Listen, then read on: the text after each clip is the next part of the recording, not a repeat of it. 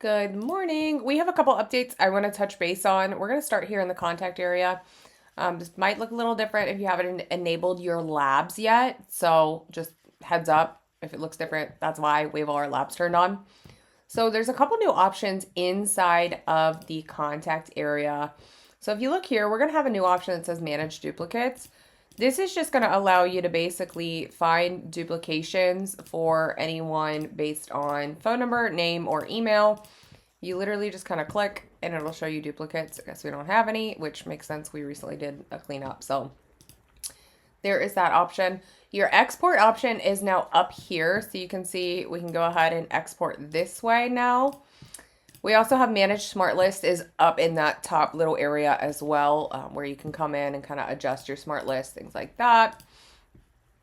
And then you'll see we have a new settings area, which we previously didn't have before. So contacts info, this is going to let you say, hey, when you rename a module, the module's still going to work the same, but only its name changes. New name's going to reflect across the platform. So we're going to leave this as contacts, that's fine. But you can go ahead and change those if you want. If you don't want it to read as contact or contacts, you can turn on autosave. I'm going to leave that off because we don't want to do that. You can also now update your associations as well. So this is kind of bringing in the object area. We had custom objects where we could kind of create different things, link them to different information. So essentially, it's just bringing us the objects and associations into the contacts.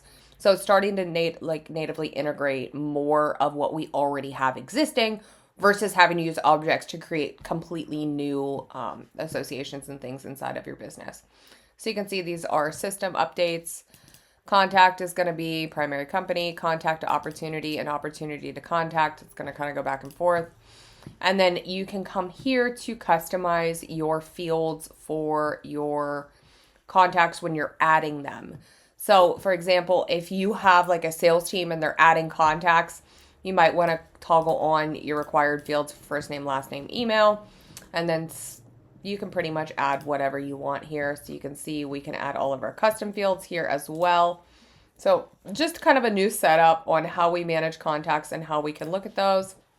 And then you can preview and see that right here, this is absolutely required where the rest of these are not. All right, coming back. So you can say it's literally adding me to objects right there. Okay, so the rest of this is pretty similar. We have our smart list up here. We can add a smart list here.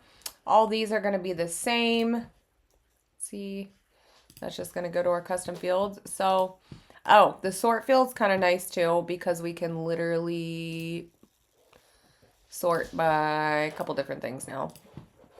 I'm not actually 100% sure if we had all this before. Maybe we did, maybe we didn't. I don't usually use it too much, but just a general heads up of a couple new things inside of HighLevel that you can go ahead and you can see I have unsaved changes. We can go ahead and save that or save as a new smart list as well.